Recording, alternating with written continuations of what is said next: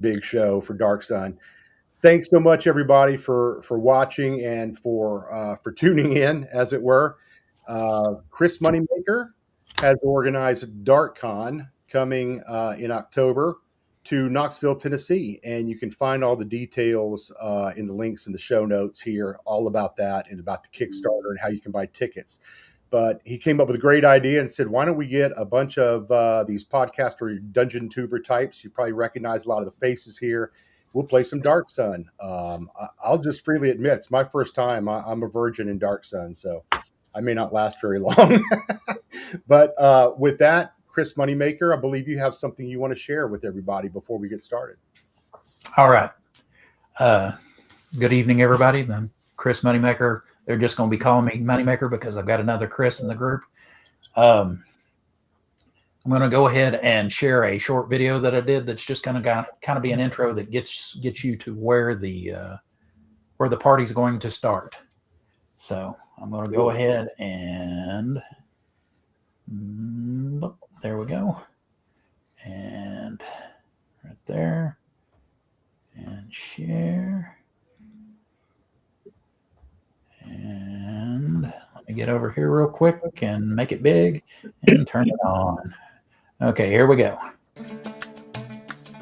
Among the stinking vats of Yurik's tannery, the Veiled Alliance cell receives their orders from their contact. Given a map, magic key, a small, Inextron argosy wagon, and the funds enough for 2 moons' supplies, they journeyed out into the wastes to find a lost treasure cache. Traveling by night, they were guided by Tasker, the Scorpion of the Stars. Several times, off in the distance, there were signs of menace, but none were so close that they could be spied directly. After more than a score of nights crossing blasted rock and sun-bleached sand, they finally reached their destination.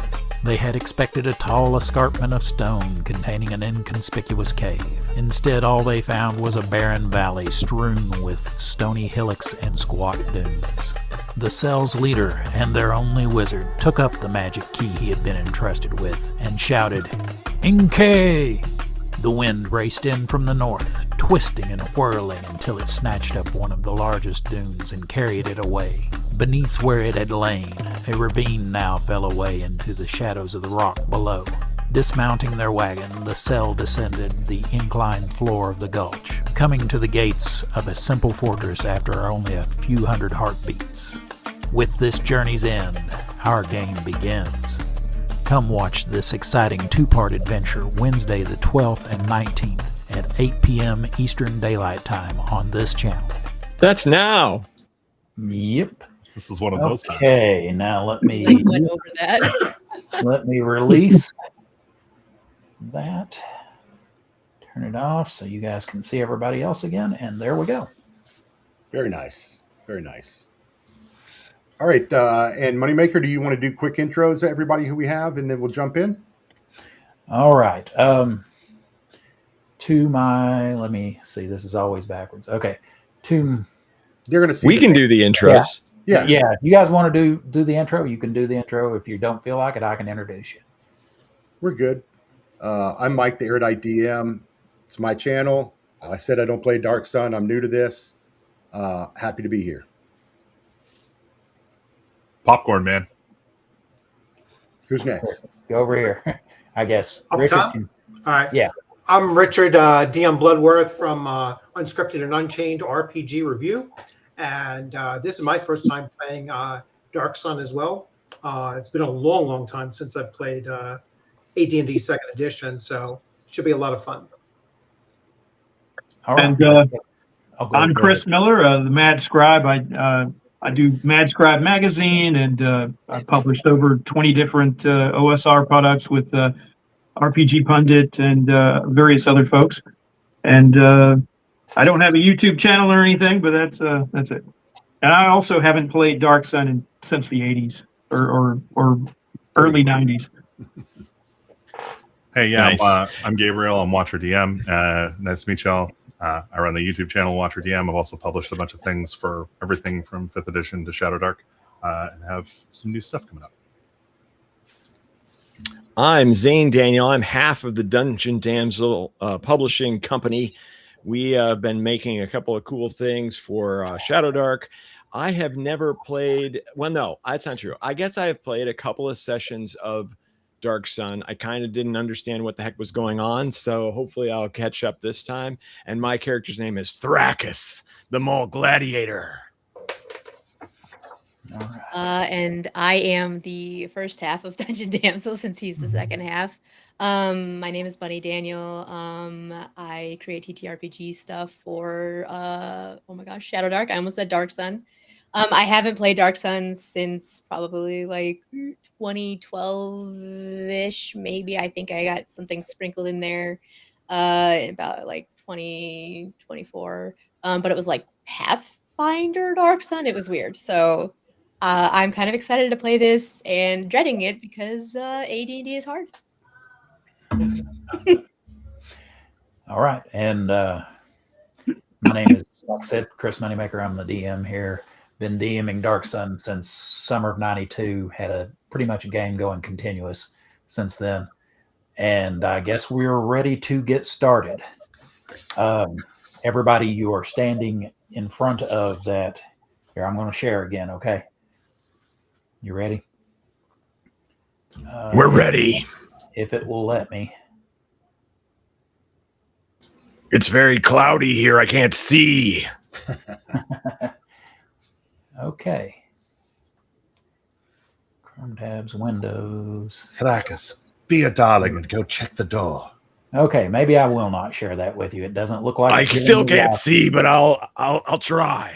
Moneymaker, you might just have to drag that window out separately from all the other windows as a separate choice, and then you might be able to share it, possibly. Well, I mean, I'm not even seeing it as a well, possibility. that's a different problem. Yeah, because let's see.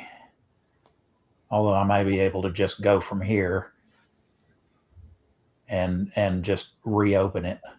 But yeah, the three that I had prepped, There it is. There we it's go. not showing it to me. So I'm gonna have to go get the three that I had prepped. I guess that's okay.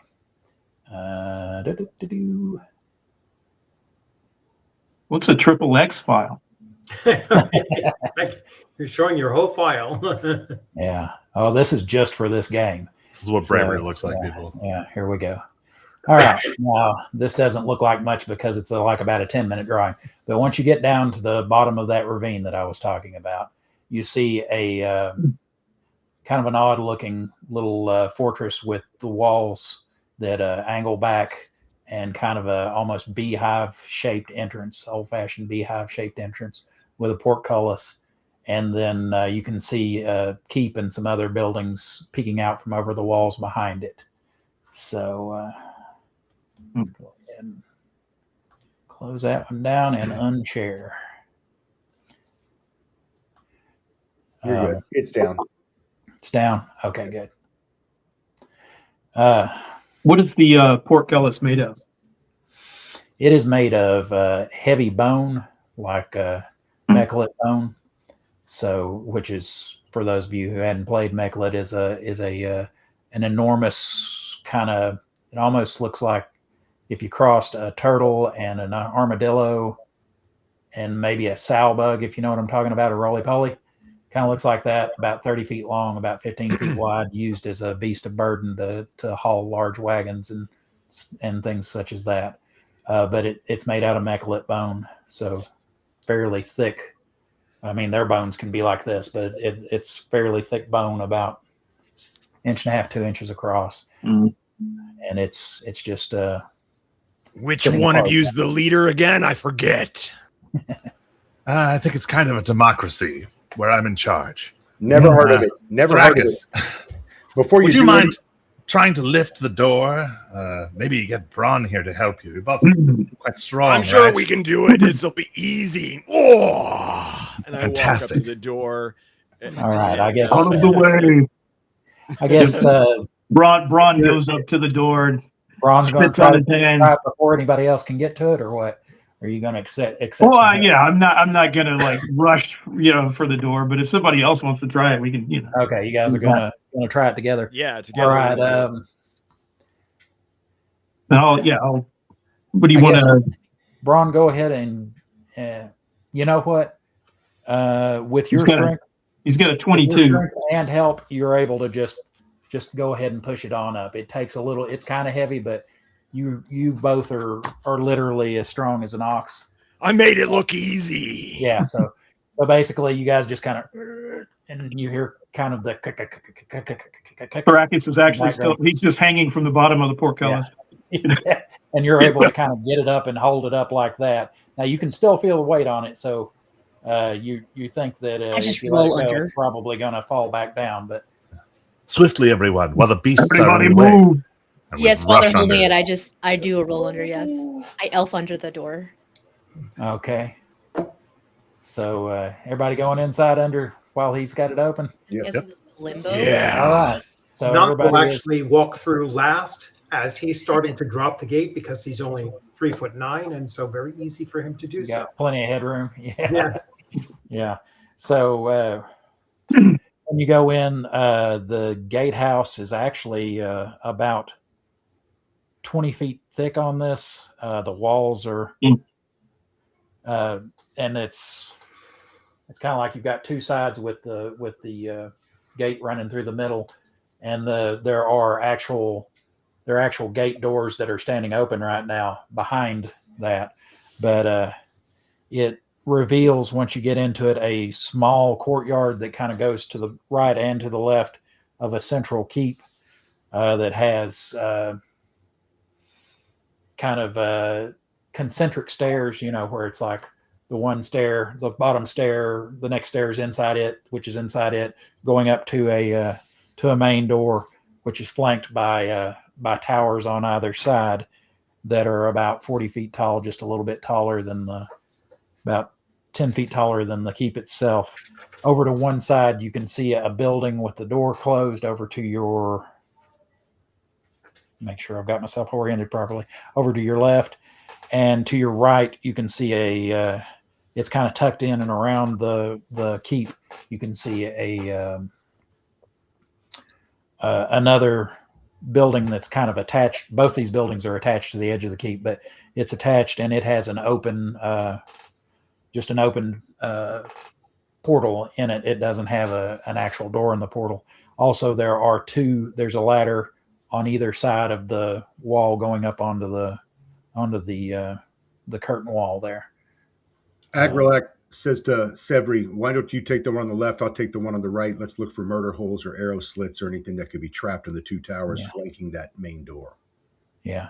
Oh, by the way, as you were going through, you did look up and see that there were some murder holes above you, but it does not look like there's anything. Murder holes not work. Murder holes. Those are the best kind if you're walking in.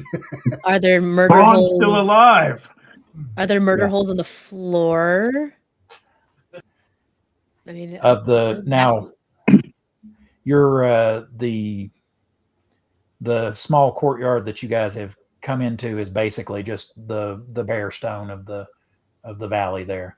By the way, I had written this in one of the emails I had sent out, but you believe that this thing has been abandoned and buried for about 30 years before the whole thing with the magic key and the air elemental that cleared it out.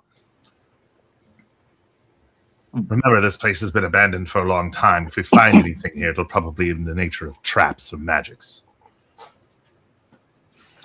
I sniff the air to see if I notice anybody new around here.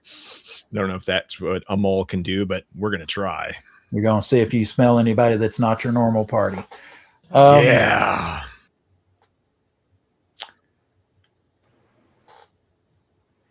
You don't.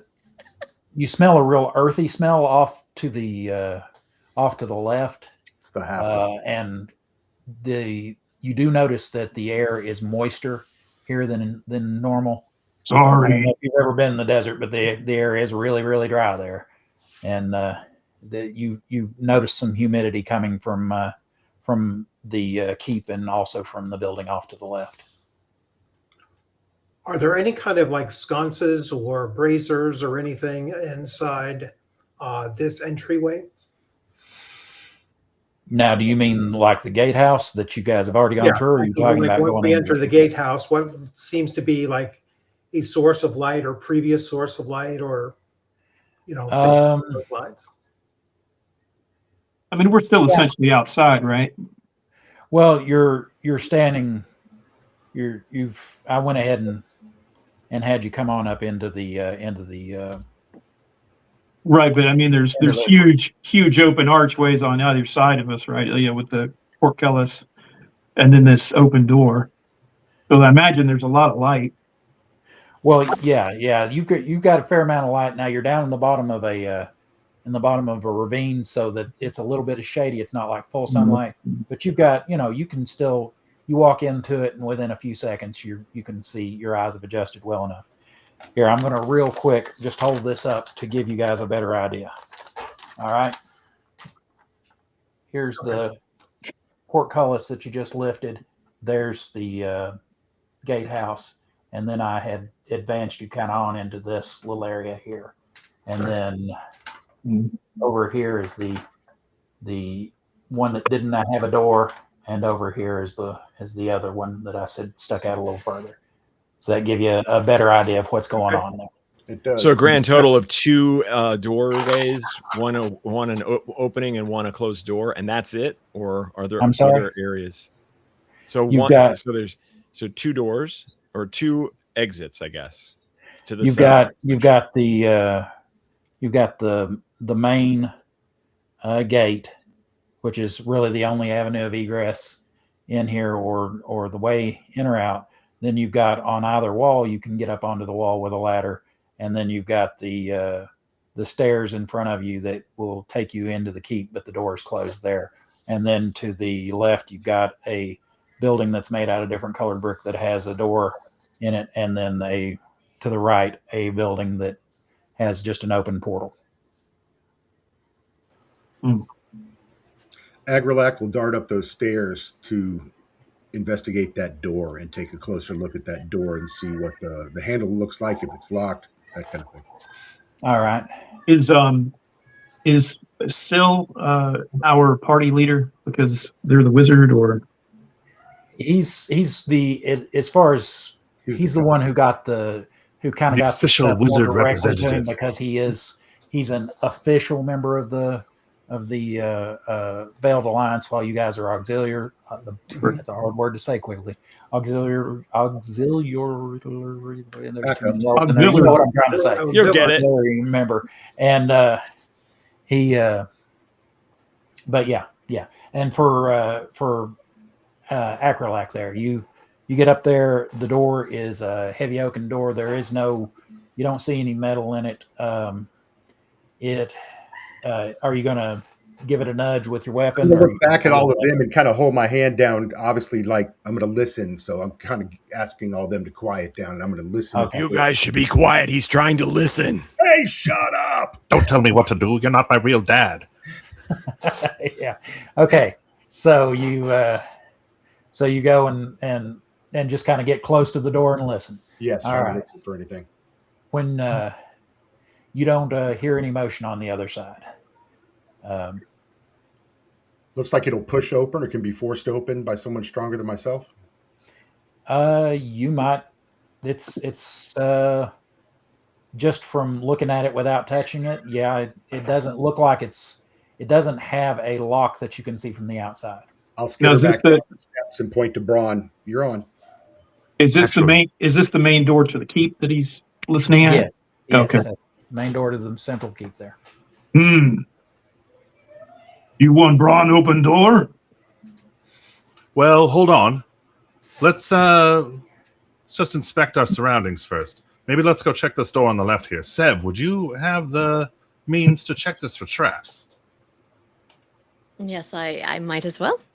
Sev will glance at the floor as she makes her way to the. You said that it was the second door or the second side. Yeah, there's a door over here on the left. It looks like it's kind of unopened. The opposite one seems broken off. This door is open. Door on right is open. We should go there. Oh, It's the truly we obvious will. path. But I want to have all of the doors understood before we make any. He's Rash trying to action. understand You can doors. understand doors. All With right. enough effort, my friend, you can understand anything. And Bunny, on your character sheet at the bottom left, right next to where it says 2x backstab real Yeah. big, you'll see Yeah. your thieving skills, and those are given in percentages. Yep. And since And they're I in see that. green, they're all roll under. Yeah. Everything Okay. in Yeah. green And is roll I under. see Everything in find red remove is roll over. traps. Yeah. I see find remove traps. And I would like then to check for traps. you want to go ahead and check for traps. Okay, that's Yeah. one. This is one of the ones that I roll because you don't know. Okay. You don't know. You know. Oh You're not no. sure All if right. you succeed or not. Is that what you want to do? Yeah. Sure. Fine. Okay. I Most of trust you. those. Most of My those fate I is in would. your hands. Most of those you would roll, but that and hide and shadows, I roll because you're not certain if you're successful. Come on. Excellent. All right. Still not certain. You do not find any traps. No, then there are no traps. Let's open this door and see Bron, what's behind it. Bron decides that he wants to know how to communicate with doors as well. So he's going to start putting his head to the door and talking to it. Now, are you talking about the main keep door? Yeah. Or the one she's messing with? Well, yeah, I think the main keep door was the one he wanted me to open. Okay. So you're going to start talking to that. Okay.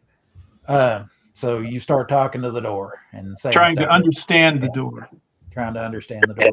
It is a riddle wrapped in an enigma wrapped in a riddle and all that. You Benny, getting anything? what do you want to do, Benny? He's You wanna very try it? quiet. He's probably shy. And why is it a he? Good point. Ron Caress door. All right. Oh my God. All right. While you're touching it, you can feel it kind of rattle back and forth, but it does feel like it's kind of catching on something. It's got a little bit of give, but it feels like maybe there's something holding it a half inch inside. Door playing hard to get. Yeah. I push it really hard. Oh God. Okay. That was probably a trap. You push that really hard, like you're trying, like you're really, Well, really putting your like strength into it. I think that there's something that could easily be broken by pushing it. So Okay. whatever is catching. All right. And then Okay, there were okay. 5. All right. Whatever it is with the just Women kinda, always hurt Braun. yeah, whatever it is with just the kind of say 40% strength that you're giving it. I'm assuming that you're not like trying to just shove it Yeah. off of it. I mean, You're just kind of giving it a good. I give it a good, half Yeah. giant push. I'm not. Okay. It does hold. Now let me go back to really? asking Bunny what she wants to do with her door. Well, since I didn't find any traps, I will. Severy will. Oh, no. No. You shouldn't be opening doors, even if we've checked. We have our menials for this. And I will ask Thrakus to come over and open the door for us. Oh, yes. I want to get to know this door while he gets to know that door. Yes. So I walk on over. I just get out of the way. You're a delicate professional. You don't need to be risking yourself. So yeah, I just try to wrench the door open, whichever way it goes. All right. Give me a quick strength check. Should be really easy for you because you've got like a 19 strength. So roll under that. I got a 13. All right. You give it a good hard pull, and you feel a bolt or bar inside break and fall to the ground, and it swings open. And do you want to just stand outside or take a look in? I'll look inside. What did you say to the door? The inside, it's fairly dark in there, but from what you can see from the light coming in through the door, there is a large croc that's like 4 or 5 feet tall and is just looking into the top of it, you can see like a mineral ring, like it used to have water, like it's been used to many times over, and the water is evaporated out of it. Ahead of you, you can also see a couple of tables and what looks like a I can't remember the name of the tools, but you know how when they're preparing clay to be thrown, they like press it several times to like get all the air out of it. See something like that, and there's a bunch of about the size of a 50-cent piece, a bunch of round ceramic blanks or just round ceramic coin size things that are on the table, stacked in even stacks. I understand this door, and then I just march right in and walk over to the. Well coins. done, Thrakus. You walk right over to the what? I'm sorry. To the coins. To the coins. Okay. And they do look like coins from the city that you guys came from, the city-state of York. They've got Sorcerer King Hamanu's face on one side and sheaves of wheat on the other. Is there a name for these coins that are used in this world? They look very much like just standard ceramic pieces. They're also scored into. They look like little pizzas too, so that you can break them up. I mean, bits. is there a special word for coin in Dark Sun, or is it just like? Yeah, we're just using the same. You could just say that these are ceramic pieces. Yeah. Okay. I'll compare them to the ceramic pieces that I already have.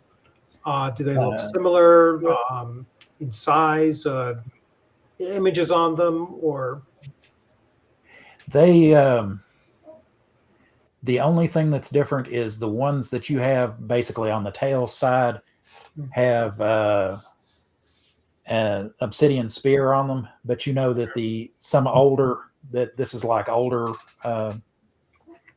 versions of the same coins. Okay. They're just like, do these have value, or are they just weird little clay coins? With Dark Sun, since metal is rare, basically a ceramic piece is equal to a gold piece everywhere else. Right. So money, people, money. Yeah, and then like a bit is worth about what a silver piece would be worth on another world. Well, Braun is now convinced that if you understand the door the right way, you'll get money out of it. So yeah, so he's going to try to understand harder. That's a learning experience. Mm-hmm. I'm going to look back at the rest of the party. Did anybody bring a torch? I think it's dark in here. No,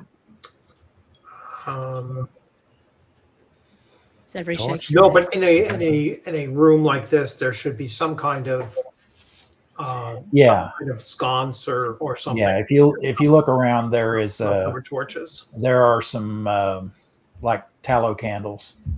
Okay. like in a little bowl. There's a couple of those that are. Next stupid question: did anybody bring a lighter? Well, I'm a fire priest, so I can ignite. I can build a fire in this space, and then we can light up several. Yes. There's your fire. Fantastic. Okay.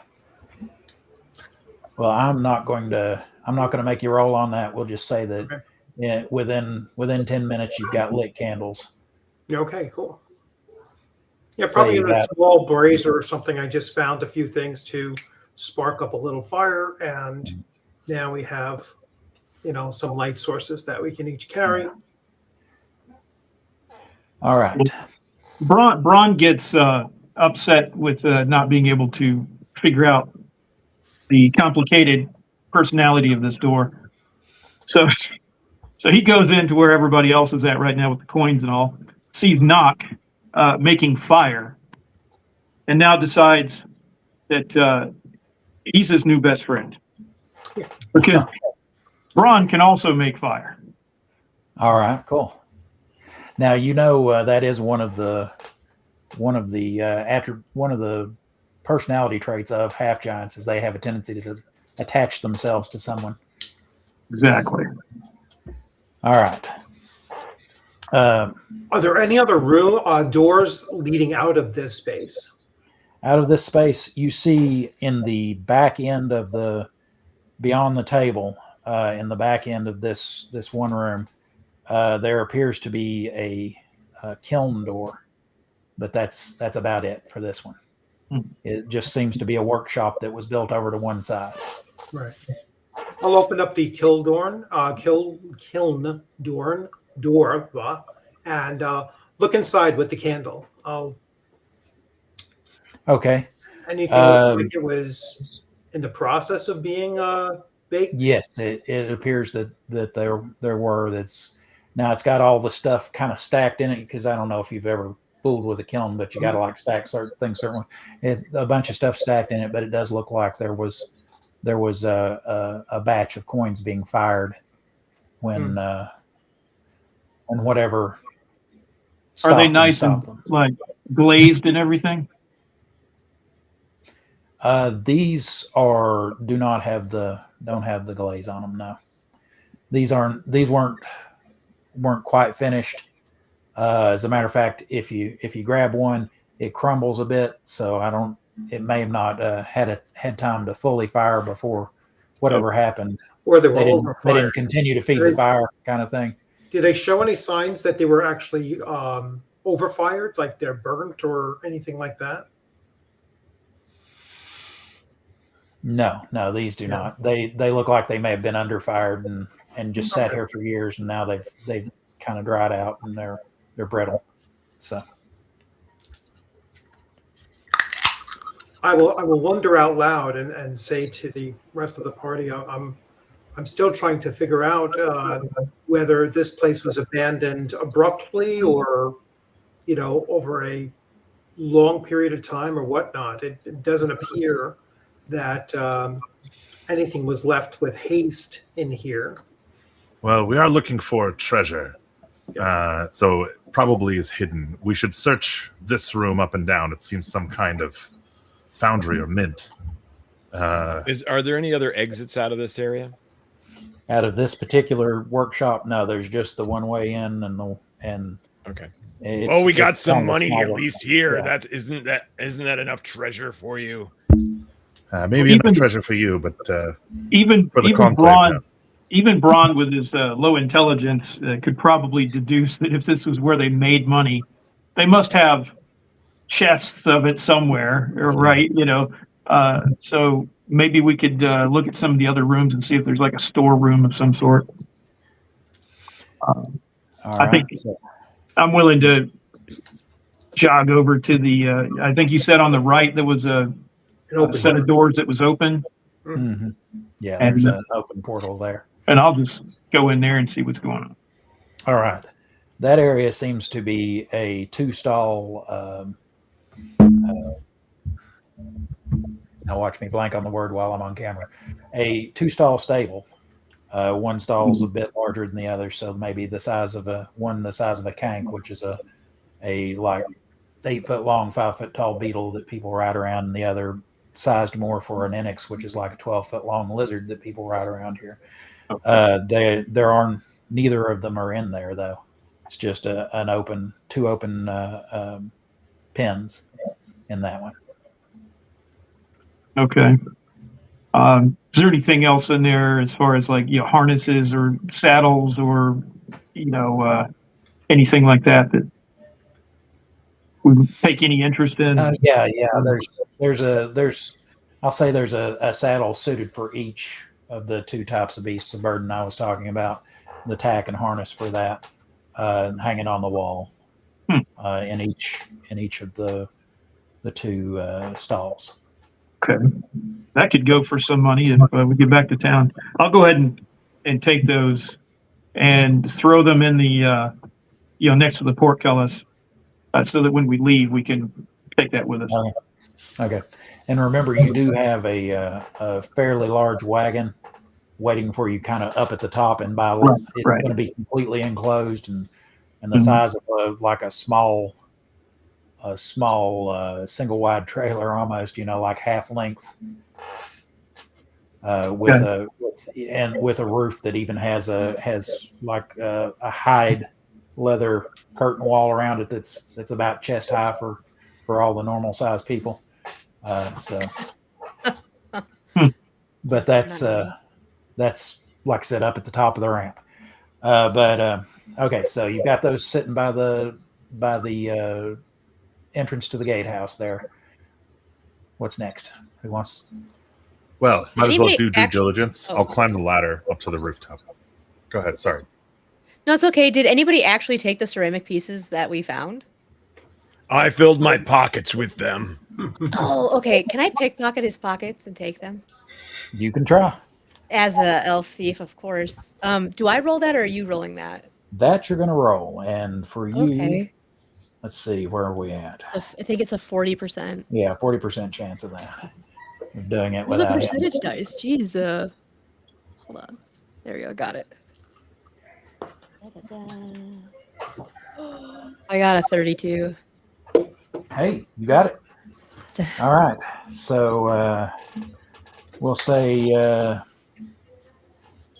just slip in there and I actually love the idea that like he's grabbing handfuls and dumping them into his bag, and as he I'm just reaches for like, the next one, you're just grabbing those handfuls out.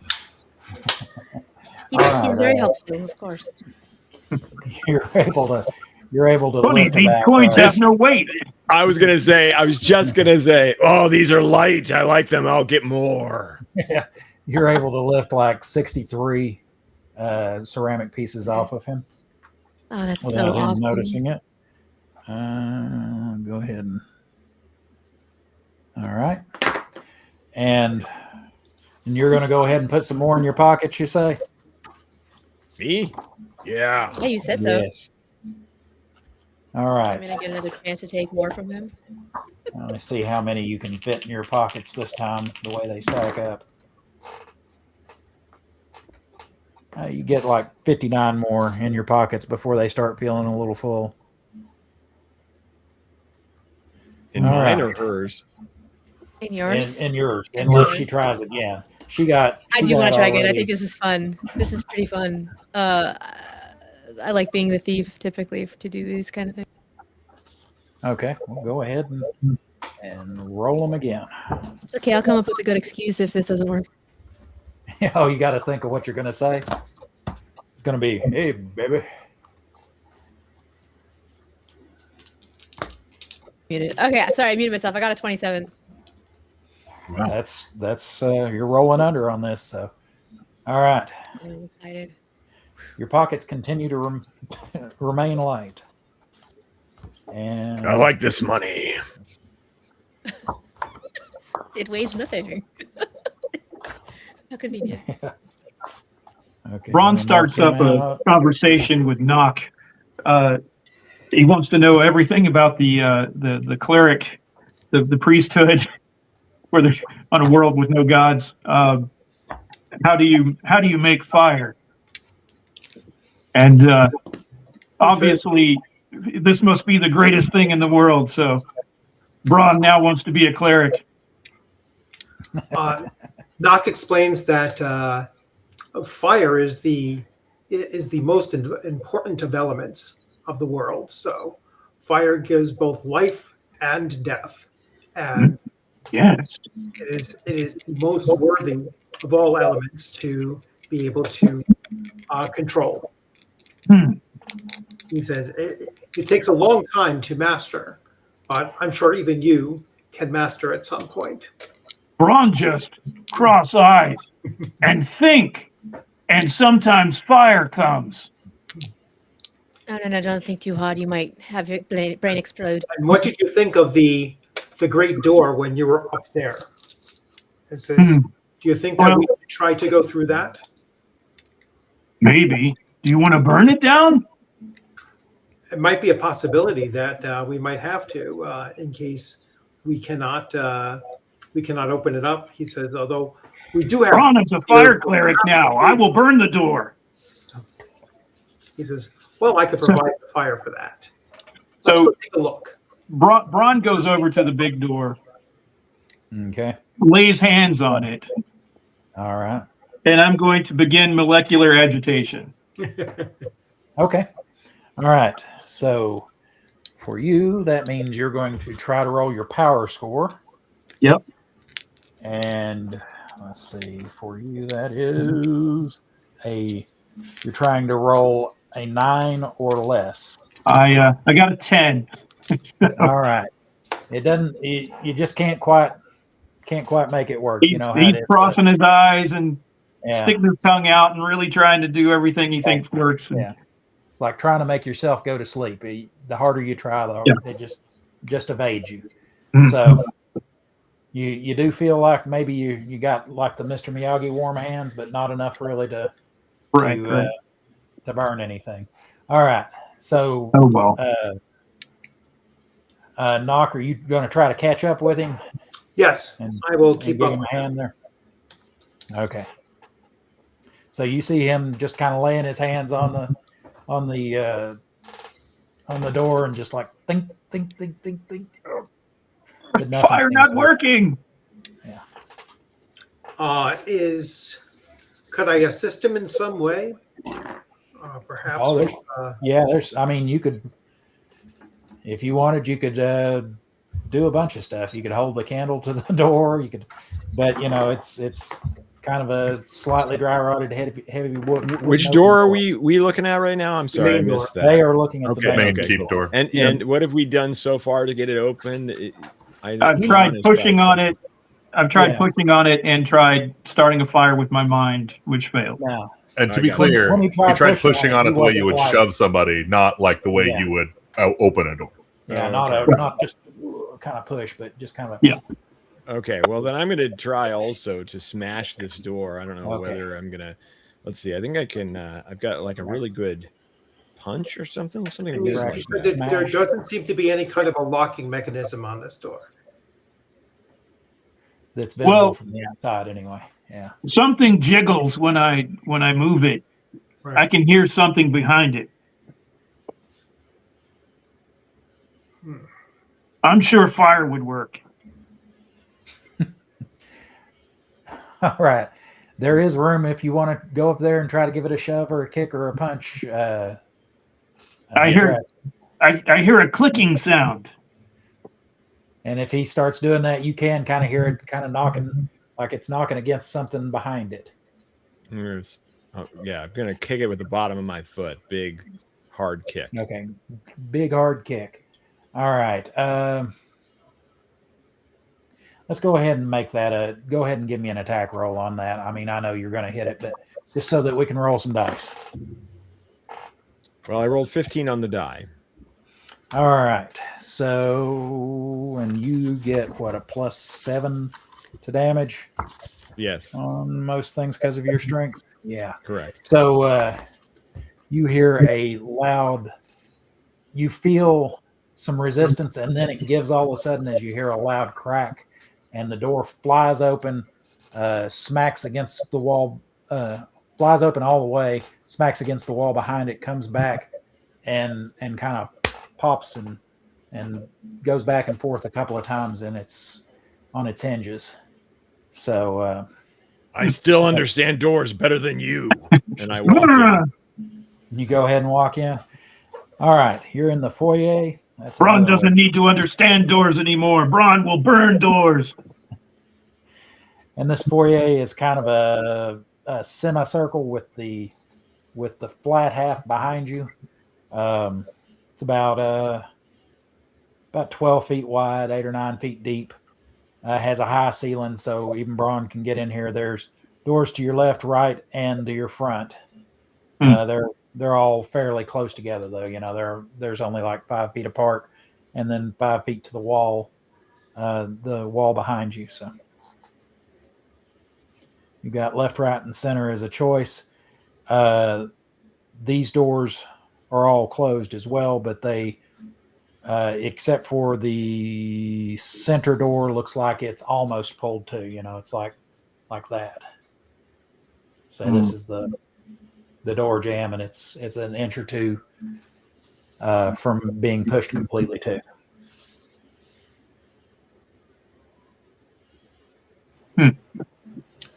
Well, let's check them. Yeah, Sev, so you did so well on the last one. Would you like to maybe Agrolac? You can check the one on the right. Happy Look to. for traps. Check them for locks. I'll jiggle the door on the one in the middle. Okay, let's go ahead and take care of Acrolac there. Mm-hmm. You're doing fine and remove traps, right? Let's see. Correct. This is Now, in this room that we're in now, I assume there's virtually no light. there's a little bit coming in from the door, but yeah, if your character, if Braun is standing in the doorway, he does a pretty good job of casting a shadow over the whole room.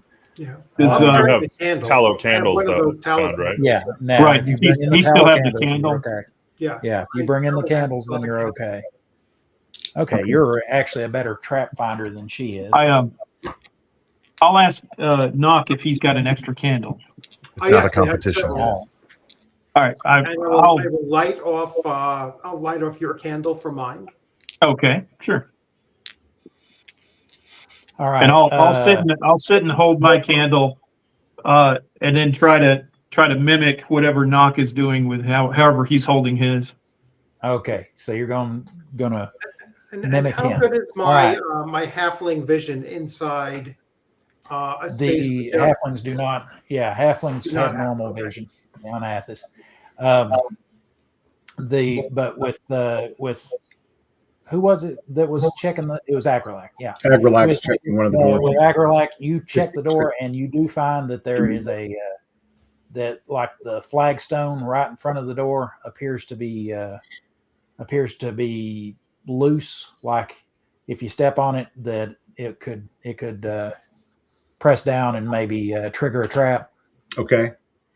So I immediately warned the others that I think I found a trap at this door. Okay. It feels like a pressure plate or something right in front of that door, right? So I'll step away from it and ask if anybody has any kind of pole, any kind of a spear, a pole arm of any kind that we could make. I have a spear. And you might want to step back if everyone agrees, step back as far as we can and get Braun to try to depress that plate from a distance, if that's a good idea. okay. Or throw a big ass rock on it. Yeah. Well, Either there way. that's it. Drip wax on it. Is there actually? That's a pretty good idea. Is there a large brick or boulder or any kind of a grinding stone or something around in the courtyard maybe or in Yeah, that? there was at least one stone that was, say, the size of a normal person's head. Okay. Out there in the courtyard. I'll grab that and I'll suggest that everybody get out of that room because I'm sure if something was to go off, it would be in that enclosed area. It would probably get everyone. And I'll just toss I'll stand in the doorway and toss the stone at that plate. See what happens. When you do, it does depress the flagstone, and you hear a click, and then a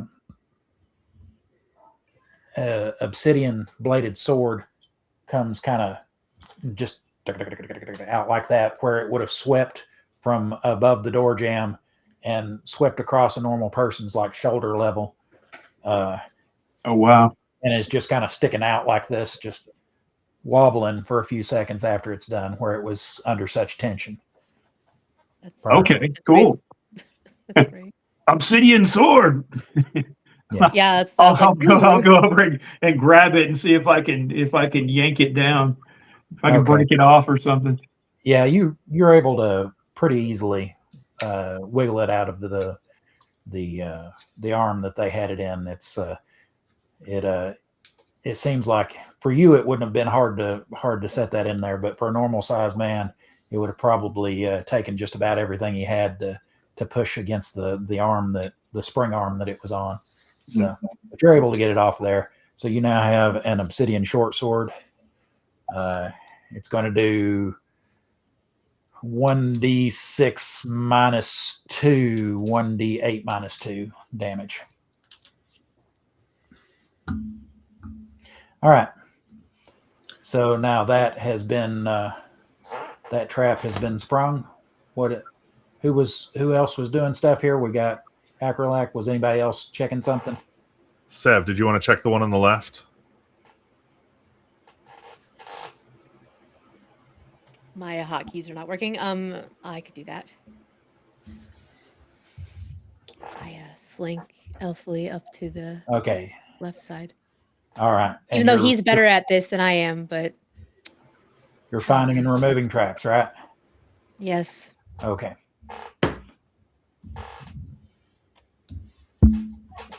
I bet that's a no. You do not find a trap on this one. Thrakus, do you want to do the honors? I gesture. Yeah. Just going. I just march shoulder forward tackle your way through it, or and open the door. all right. Behind this door, you see another room that's different shape, but about the same size as the one you're in. It has along the walls several pole arms and racks that are made out of wood and bone. They seem they seem to have seen better days. They've kind of rotted down here, dry rotted a bit. There are a couple of tables. There's a ladder off to your. Let's see. You went through the left-hand side one, right? There's a ladder off to your left that goes up, and you figure that probably would head to the tower to the right of the main door. But yeah, this appears to be a guard room where a few would be stationed. There's, like I said, some weapon storage. There's a chest or two. There's a table and a couple of chairs. I see chests. Agrelak leans over to Thrakus and says, "Why don't you throw a few of those coins from your pocket over there and see if it triggers a trap?" Okay, yeah. So Thrakus reaches into his pocket. Does he find any coins? He finds it empty. Sorry, buddy. I'm confused. I thought I picked up the coins. Perhaps you have a hole in your pocket. I didn't hear them falling out. They're very light. They were very light. Maybe they're sneaky coins. Yeah, they're probably sneaky. They probably just walked away. Maybe evil wizards did it. Yes. I don't like the those tone you're damn taking. defilers. I cannot throw coins at the chests. Well, just go and open them. I'm sure it'll be fine. Don't be scared. I thought you were a gladiator. Yeah. I trap's am closed not here. scared. I am doing what I was asked. You're scared of nothing. Touch it. You know, though, you are the type that checks for traps. This seems like a spot for you to do that. I think Agrelak is the better one for that one. I'll gladly check the chest for traps. Okay. Do I roll that or you roll that? No, that's one of those that. Okay. No, go ahead. Since there's. I wasn't sure. Yeah. Since you're not. If you failed it, you don't need to know. You know, it's one of those when you open it type of thing. So I roll it.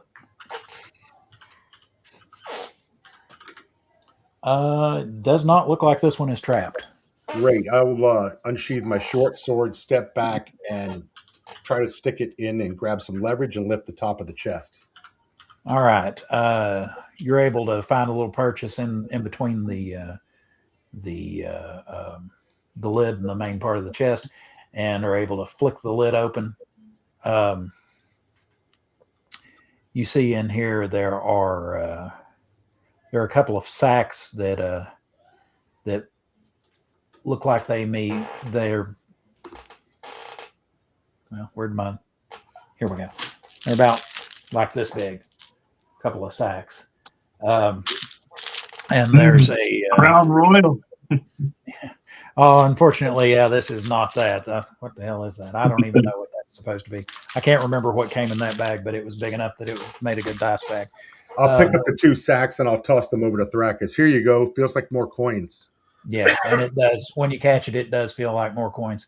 There's some parchment and some writing utensils. There's I'll write him a letter. and an inkwell, which when you look at it, looks like it's the ink's dried up in it. And you find kind of wrapped up in a little piece of cloth. What when you feel it feels like it's probably a dagger. When you pull it out, you find you see the glint of steel. Ooh. So you find a steel dagger there. I'll look through the parchment and and see if I can decipher anything of it. What language is it possibly written in? Do I understand any of it? You know how to read? Are there any images? Yeah. Let's see. This one, these are blank, but they do look like somebody has written something on top of, like they were underneath something as it was written. Okay. So if you kind of hold your candle up and do this, you can kind of see the shadows of that sort of thing. Where the hell are you? There you are. Isn't it illegal to read in this? That's what I was about to say. You are illiterate. So I think there's only one member of the party who can read and write. Let me inspect it. A cleric cannot read or write? Nope. No. Just wizards. Yeah, reading and writing is an offense punishable by jail time. So I'm just looking for any kind of images then. I mean, I'll take the parchment and read it if it's readable. Okay. Once again, if you take a look at it over his shoulder or something, and you can kind of see the shadows of indentions of where somebody had, because this was blank parchment, but apparently it was like this, where if I wrote on top of it, you may see the indent, the shadows of the indent of where I drew the map here. You guys probably can't see it, but yeah, I mean, if we have any coal or ash, I do have coal.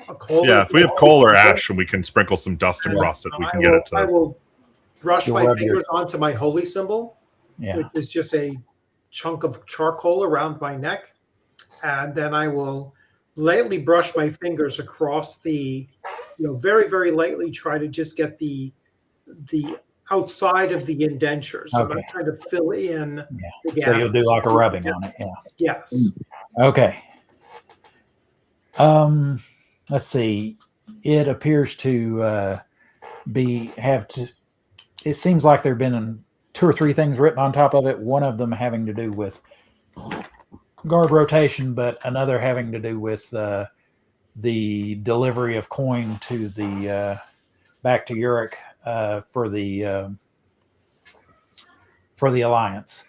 Your contact, when he told you about this, because it is, so it is need to know information. He was only told so much, so he didn't even know what the treasure here was supposed to be. He just knew that there was something that the Alliance 30 years ago, they had lost contact with this place, but it used to be a place that treasure was kept and used. So the treasure was the journey and our friendships along the way.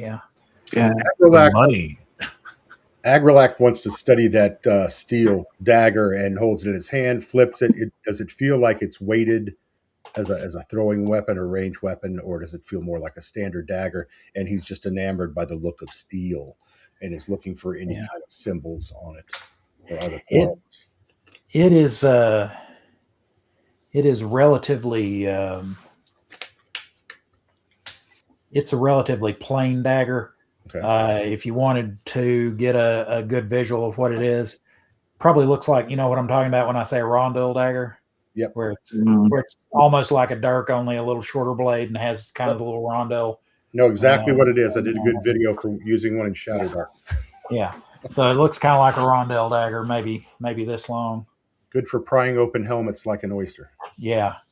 finding its way between between pieces of armor. Yeah. Okay, if I keep that for now.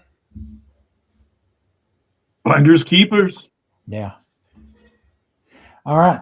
Only if you promise to use it against our enemies. Always.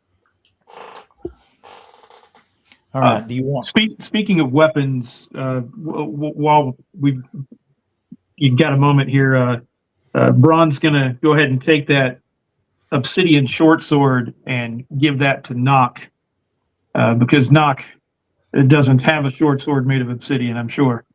No, Yeah. I do have a bone spear, and it's actually more effective than that obsidian. Now, I will tell you, because obsidian is Short formed by fire, it is one of those things that is even if it's not as effective, it's still kind of oftentimes used for ceremonial purposes. Oh, for okay. So Then I will gladly. Sacred gift. like it because it has to do with, it's formed in fire. That's about all that you see in this room. I think it's, if you guys want to, is somebody ready to talk about what they've got, anything that they've got that the audience might be interested in as far as a project they're working on? Who wants to go first on that? Do you want to start at first of all, who's ready to go? I If can anybody's go. ready. I can give a quick one. You can? Okay, go ahead. So yeah, so we're Dungeon Damsel, and we have made a couple of supplements for Shadow Dark, one of which Unnatural Selection, which did extremely well. We were very blessed. And then the next one, Druskara, which is in production right now. The Kickstarter or the backer kit has completed. Also went very well. We were very pleased and very happy with all that. So if you're interested in some really cool Shadow Dark supplements, then you can go to dungeondamsel.com. And also, if you're interested in watching more live plays like this, I'm the DM. We run a Shadow Dark campaign, Druskara. We're on 82 episodes, and you can watch that over at our The Dungeon Damsel YouTube channel. There. All right, cool. Nice. And so we'll do that again here in a few minutes. All right, who's you don't really, aside from the ladder going up and the door that you came through to come in, those are the only two ways out of this room, and you pretty much looked at what there is to see in here. That central door that had the trap on it, we never actually went through that door. That wasn't the central door. That was the right-hand door. Yeah. And, was it? Okay. Yeah, and you're right. We never went through it. So now that we've engaged the trap, we should totally go through it. All right. I will go. Would you like to understand that door as well? Yeah. Wait. Whisper sweet. Okay. Run. Tired of talking to Wait. doors. Doors are stupid. Almost working. All right. You guys are just going to go ahead, and since I'm going to open it. You're going to open it? Okay, good. Good then. You go in, and this one, it just appears to be a cell that was housed 2 or 3 people. It has some low beds that have like grass stuffed mattresses with like rope suspension, with heavy bone frames. Hard to say, but maybe this is where some of the guards slept, or maybe even if it weren't for the fact that there's a ladder going up to one of the towers, it might have been someplace that even visitors might have slept. But not a whole lot in here except for those 3 beds. How much would a bed like that go for in a city? I mean, aren't those kind of? They sound pretty nice. Yeah, you might be able to get something out of it. It's kind of, for your character, it would be small and not hard to carry, but it's kind of awkward. If you want to, I'll pile it up next to the portcullis as well. Okay. I'm sure that'll never come back to bite me. All right. So you drag one of the beds out there, mattress and all. Yeah. And put it next to your saddle collection. Mm-hmm. All right. So you've now explored the 2 rooms to the left and to the right. Yeah, I'll open the door in the middle.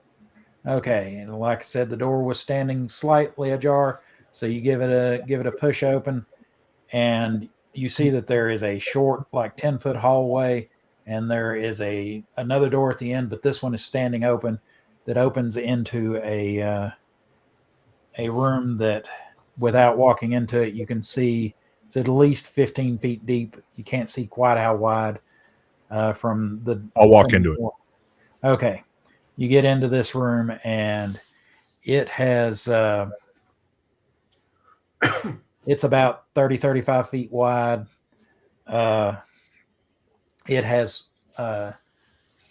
4 tables. The tables all have stacks of these coins on them, and some of them, it looks like they've got like burlap sacks that are kind of square in their cross section, that they've got tied tightly around them for some of these stacks that are about this tall, like Now that. we're talking. And for transport, and there's a crate that's partially full. But you also see that there are several just desiccated bodies laying around, mostly skeletal, kind of almost look mummified. Some of them seem to have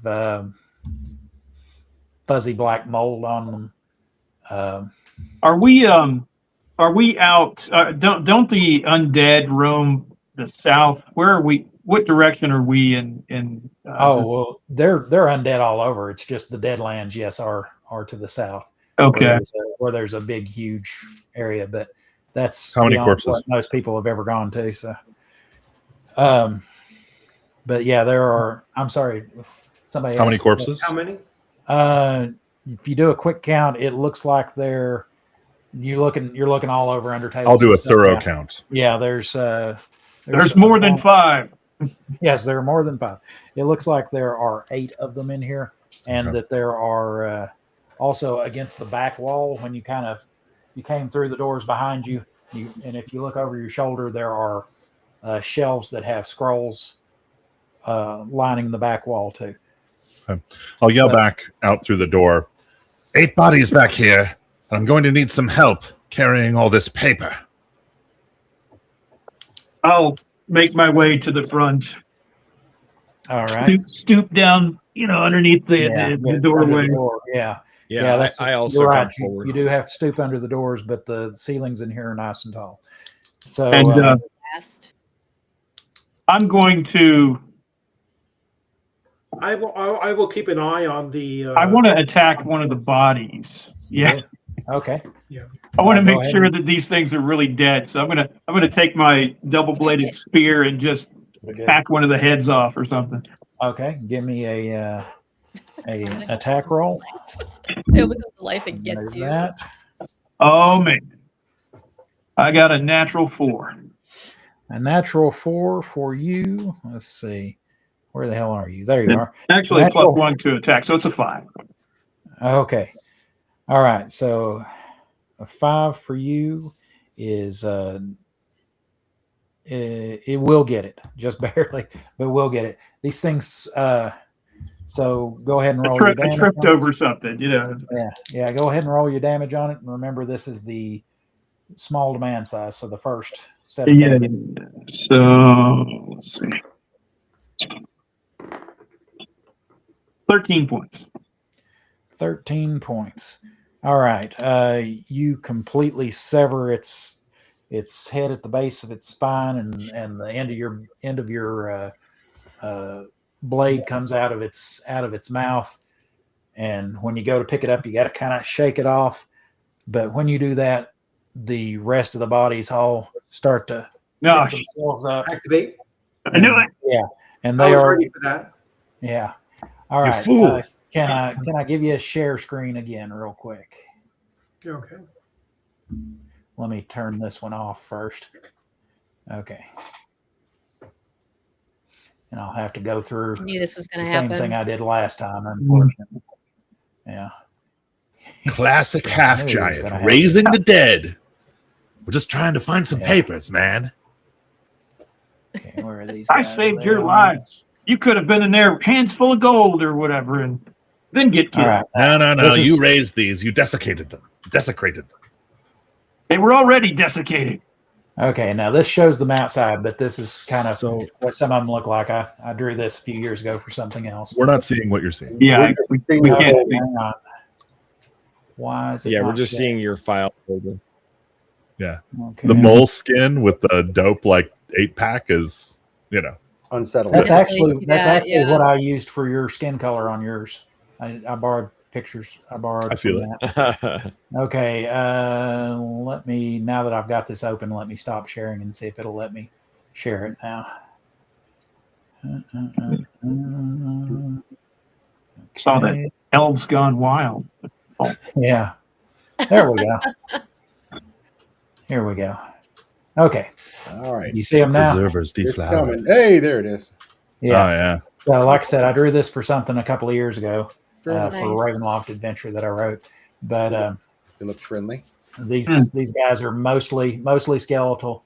They have kinda some juicy. hard desiccated skin on them and some fuzzy mold. Mostly dead. Mostly dead. Yeah. Okay. I'm gonna Nice stop thing. sharing that now. And stop sharing. Okay. So we're back. All right. So they're all coming up to their feet, and kind of moving like the tar man. And Aren't mostly dead, desiccated bodies flammable? they might be. We'll Possibly. see. So we're all No. the souls in the room. Don't use Hey, fire. guys, we're gonna go around. I'm just gonna start from the top and work my way around. What do you all want to do? Do you know yet, Bunny? How many people no. are in the room? Actually, yeah. The only two that are in the room are I said I was going in last, so technically Yeah, I probably you go. This the is rest the of room you as guys well. are kind of out in the foyer, about 10 or 15 feet behind. Because So, the door to this room is intact. It's the one we is. didn't smash or anything. it is. So yes, we you could can just go. close it, Yeah. or I could set No. everything on fire Yeah. and then close it. Yeah. No. You're still gonna have to back out because you were kind of in the midst of them when you did that. So Sure. I'll have the two of you guys will be Well, I got a double-bladed spear. okay. So is that what you want to do this round? Yeah. I'll hack at them. I'll go ahead. I wrote this down, Oh, but I'll do go ahead the and let the color guard deal with the just Hey, Braun, Go ahead and Braun, let you guys just know make how- sure Scylla's out of the room first before you. Yeah. sure. well, he's Don't gonna leave him, he's gonna don't leave have him to on the be- other side. Yeah. He's gonna have to tell me that that's the first thing he wants to do is get the heck out of Dodge, not fight, because he Well, was in the room when all this started. Okay. I'll start swinging in the sense that I'm I'm guarding the retreat of Syl. Okay, you're going to try to guard his retreat. Okay, Yeah. because I wrote this down for you guys, but just in case you didn't, the way I'm going to do this is you're going to tell me what you want to do in the round in combat. Then we're going to roll initiative on a D10. Low is good. Then we're going to go through initiative order. Then I'm going to ask you what you want to do, and you're going to tell me what you want to do, and repeat the cycle that way. Okay. What we really, really want to do. It's So you not say what you a- do it's first, not a- and then you find out how initiative works. exactly. Yeah. Like it's You supposed choose to what be you done. want. Let's be honest. You choose what you want because you know crap happens. In a real fight, you can't. The whole what is it? They say the plan never survives first contact with the enemy. So. All right. So, Horrified as the things begin to rise, I think Syl's hands immediately rise up, touch the kipu around his neck, and he traces the runes that begin to cast the armor spell Okay. as he backs out of the room. All right. Okay. Okay, you can do that. And remember to, when you roll your initiative, to add 1 to what you tell me, because that's first level spell. Okay. And I use spell casting time, but I don't use weapon speed, because I think yes, it makes sense that it might take you 20 seconds to go but that doesn't take 30 seconds, you know. The Macarena is Doesn't matter how definitely heavy a the blade 20-second is. spell. I agree. Yeah, doesn't matter how heavy the blade is. It's not going to take you 30 seconds or 18 seconds or whatever to swing it over. Okay, so the two of you go ahead and roll me d10s and tell me what you rolled. Remembering that I rolled a 5. 7 and 5. Yeah. All right, so go ahead, Syl. You're saying your magic words and doing all your gesturing and all that as you back towards the door. Yep. All right, you're able to back out into the hallway and you successfully get your armor spell up. So your armor class now improves to a 6. And where are you? You're right there. Mhm. So that's actually a good improvement for you. Yeah. All right, and now actually, two of the skeletons get to go before you do, Chris. There, and they've picked up short swords that they had laying under them, Of course. and one of them misses you badly. It lunges at you and kind of trips, and it keeps its feet under it, but it just kind of barrels past you without you even really having to move. They're still getting their legs. Yeah. Yeah, but while you're looking at the other one, he rolled a 20. While you're looking at that one, the other one rolled a 20. So he definitely hit you. And he does, he kind of catches you, just slashes you with that weapon just above the knee, outside of your, kind of finds a crease between your armor and gives you a gash on the side of your knee for 6 points of damage. That brings you down to 51 hit points. So, all right. So that is the end of that round. Oh, no, I'm sorry. No, then I got too excited. Yeah, you go. Let's see. Yeah, so my idea was basically just to be swinging both sides of that staff, kind of in a way to guard his retreat. And since he's already out, okay. I guess I can. Since I already called what I was going to do, I'm going to go ahead and attack. Yeah, since you were already doing something that was pretty aggressive anyway. Right. This being the first round, so I get one attack. Yep. And I'll go ahead and roll that. Let's see. Got a 19. A 19 will hit this. Go ahead and roll your damage for me. And let's see. He's a human-sized. Yes. 16. All right. You were able to come up, as you're swinging around, you catch it right in the crotch with the blade and bring it up to about its sternum, lifting it off the ground and kind of give it a toss across the room as you finish your swing, and just shatter it against the wall. Nice. All right. Now, the rest of them start to descend upon you. The other two that are, the other two that are remaining here, because you killed 2 and 2 have attacked already. They both, because of their size, basically, they're going after your thighs with their blades. They both hit. And they both just stab in maybe 2 or 3 inches and kind of give you a little twist, but it's nothing too terrible. So you're getting, you're taking 6 more points of damage, bringing you down to 45 hit points remaining. All right. And now that is the end of that round. Okay. So at the beginning of this round, everybody, with the exception of Braun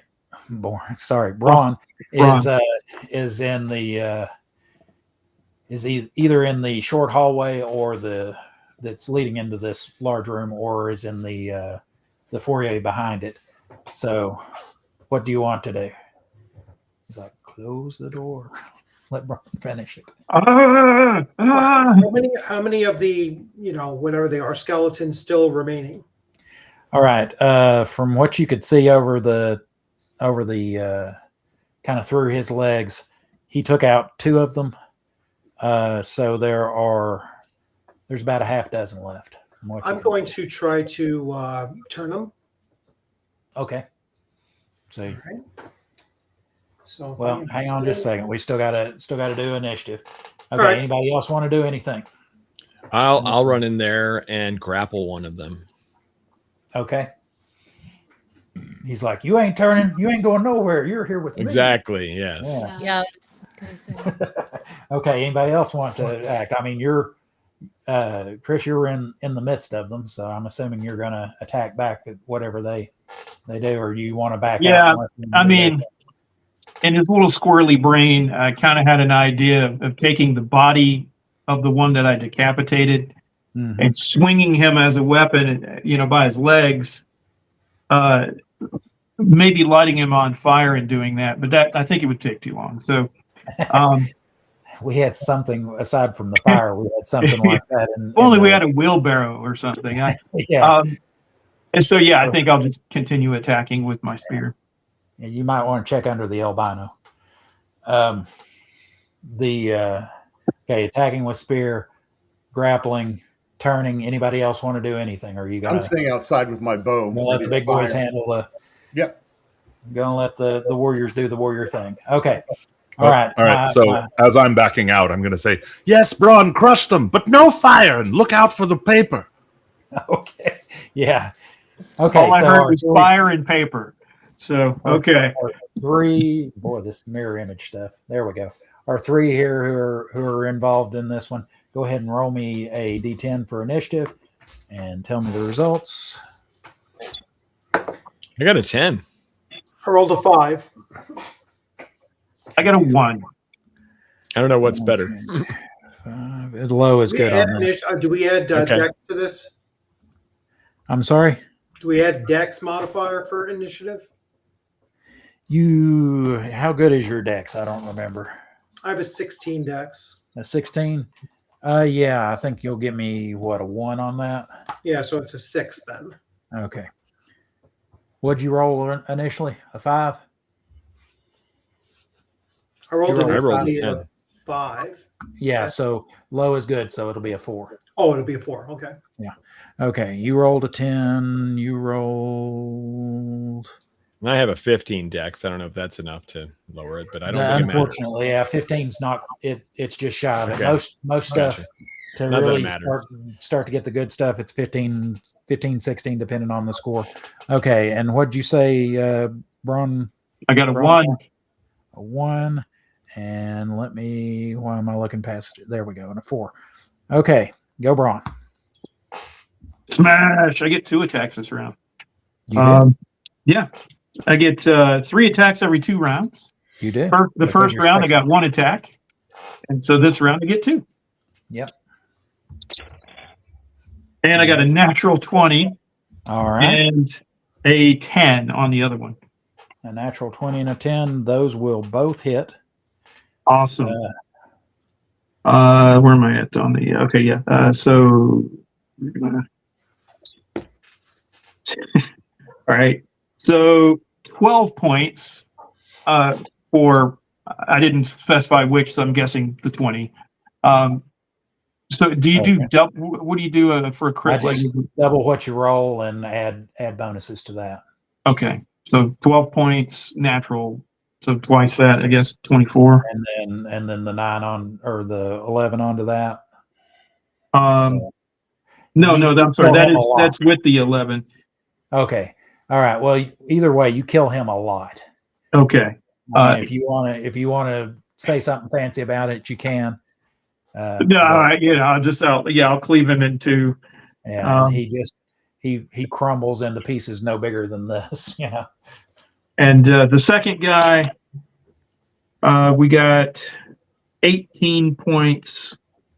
And that's all. That's with all the bonuses. So Okay. All right. That one you smash in his rib cage with your kind of hit him in the sternum and his whole rib cage just shatters, and you kill him too. Yeah, with these are low hit dice things, so if you hit them, you kill them pretty much. nice. You do anyway. Not everybody, but you do. I'd say so would our mole over there. Okay. So you are done. Mhm. And next up is one of the skeletons will attack. Out of the three of you, who's 1 and 2, who's 3 and 4, who's 5 and 6 on a d6?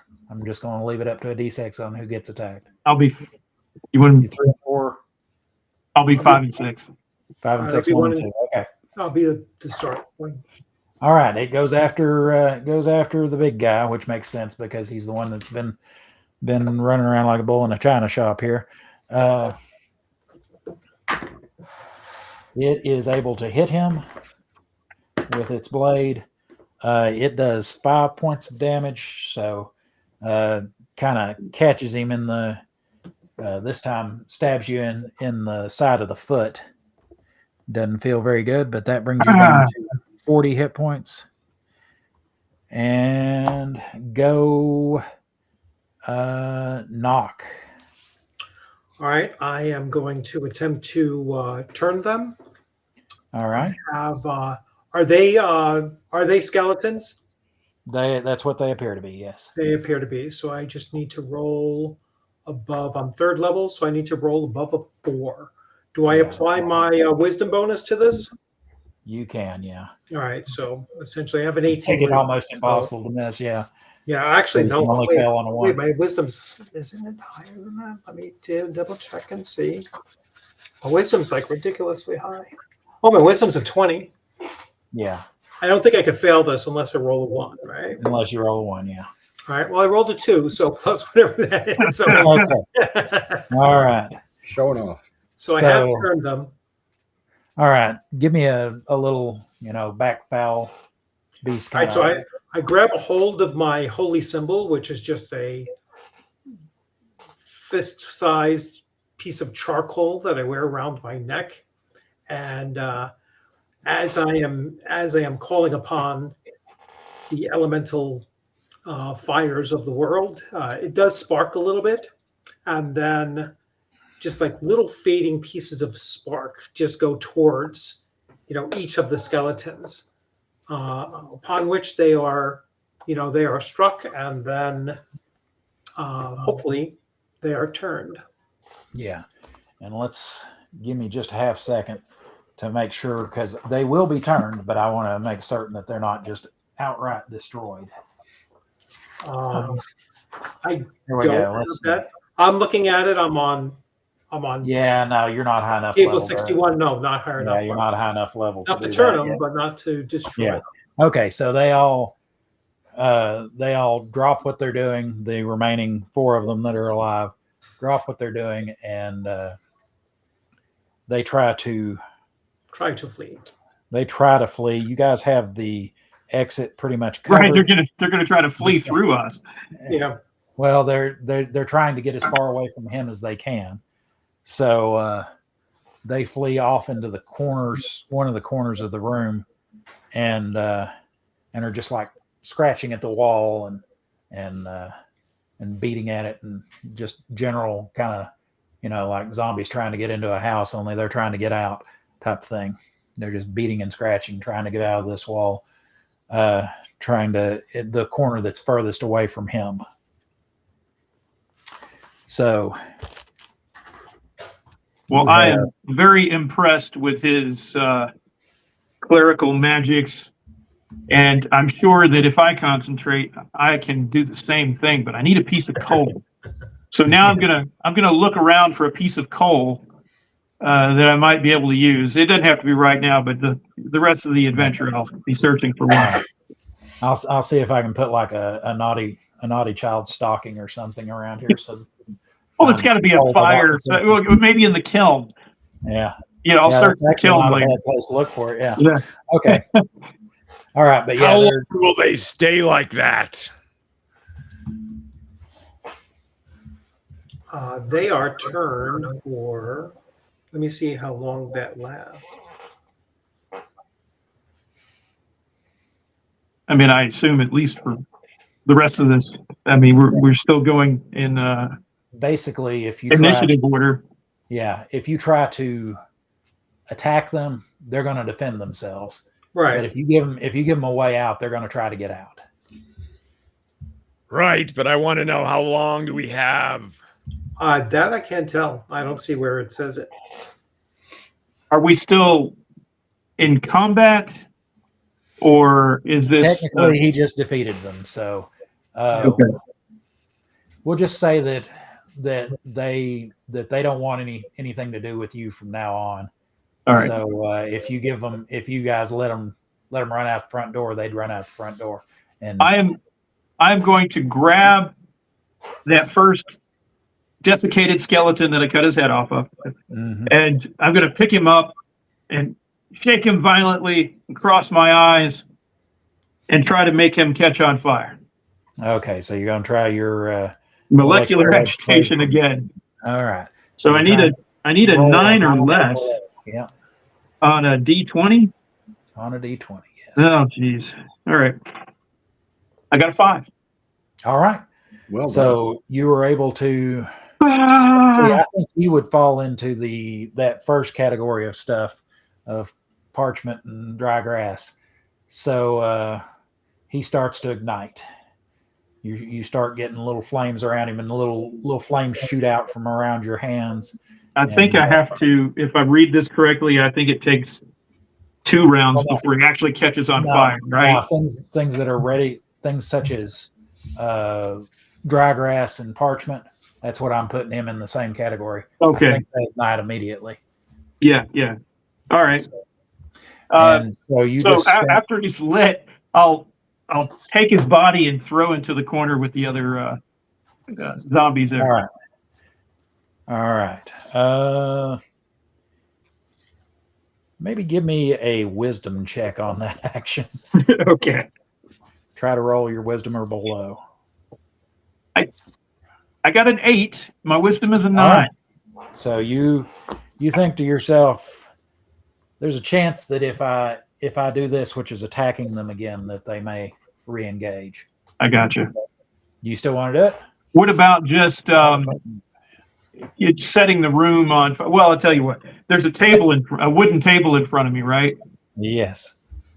Have we taken these bags of money off of it yet? No, nobody said they did. Okay. I will throw the flaming body on top of the table. Wait, what are you doing, you idiot? I'll grab the bags of money and throw out the door and tell everyone to leave. Me, right? Yes. I catch the money, of course. He's like, money's coming at me. I'm like, oh, yeah, okay. Yes. Yeah, I'm going to run in there and start swatting at the giant. Be like, you fool, put it down. Put that fire out. And then I'm going to run around the room and try and grab as much of this paper as I can. Okay. Shove it into my tunic or whatever. I also try to pick up as much of the paper as I can as you see that he cares about it. He goes, and then go and dump it on the flaming body. Okay, so you guys are gonna try to grab all that stuff up and at least take it out into the foyer. You should probably stay in here and make sure the fire burns. Good idea. Yes, stay with the fire. Be friends with the fire. Stay with the fire. I can also, if you can understand it. I can keep the fire burning as well with I do have an ability to create minor fires from 3 yards away at will. And I figure if the table is between the skeletons and the door and it's on fire, it's not enough to agitate them into combat. But then if they try to come at us later, they have to go through this fire. And they're flammable. All right. So I'll have to think about the chances of setting the building on fire. You're very smart. Hey, everybody, we should close the door behind and leave him in there. Okay. By the way, that cost you 7 PSP, so you're down Yeah. to 30 until you, or 32, excuse me, until you rest again. Or no, excuse me. Yeah, never mind. Yeah. About Because there was 600. only one round. It didn't need a maintenance. Yeah. Okay. So now we've got a table that's catching fire with burning corpse on it. We've got you guys scrambling to get as No. much of the paperwork out as possible before anything potentially Yeah, spreads. if you have to, yeah. Sorry. And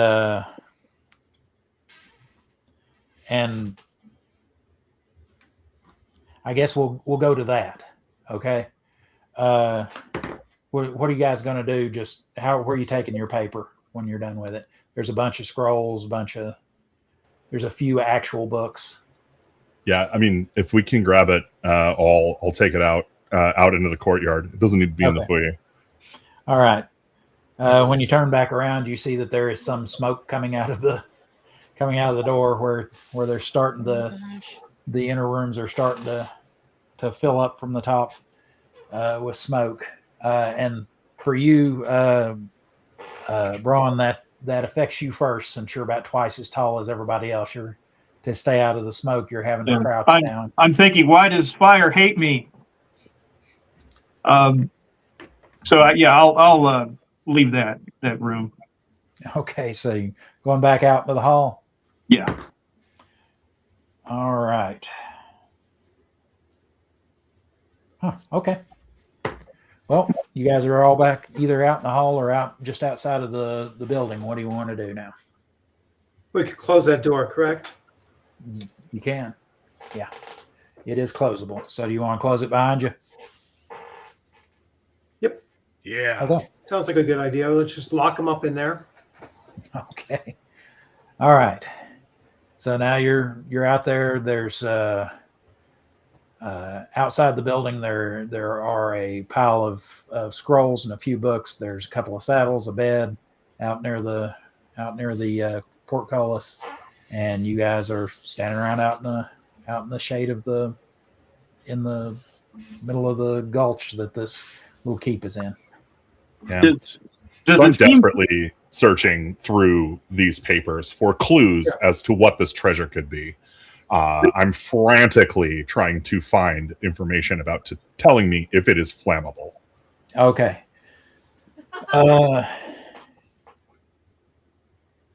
Let's see. And I'm darting dagger eyes over at Baran every 20 seconds or so, and cursing under my breath. I make sure that I provide the paper as much as possible for him. Oh, can you guys not hear me? Yeah, you're low, but I can kind of hear you. Yeah. Huh, that's weird. There you go. Now you're good. Okay. Better. Well, I'm trying to keep the papers or bring the papers over to him, since I don't understand what they say, and he seems so interested in them. I'm like helping out. All right.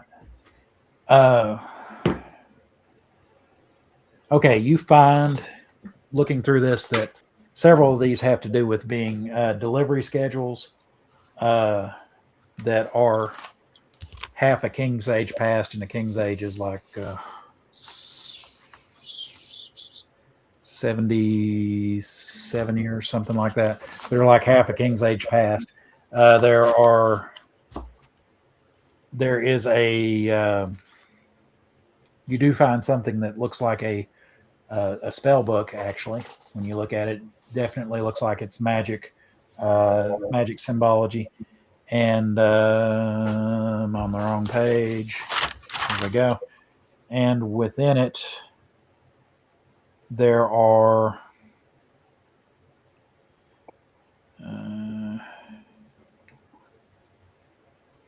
two spells whose titles are Stinking Cloud and Mirror Image. There is a map of another fortification. Give me just a second. Don't stare at my butt. I know it's tempting.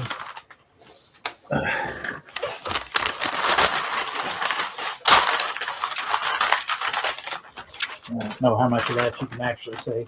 Oh, wow. Is that the Millennium Falcon? No, right? No, this is actually something I did when one of my home group, they found a deck of many things about 10 years ago, and one of them pulled the you get a keep and an 18 charisma, and that's the keep, and that's where they've been. And this is the Been 18th their home base since then. So that is there.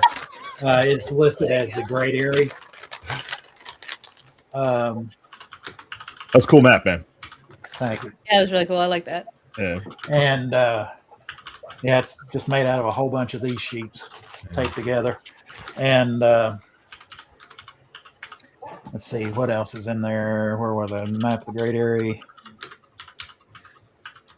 And there seems to be something that is mentioning the flask of Grack and how it having to do with the instructions on using it, and how what's the quickest way I can say this?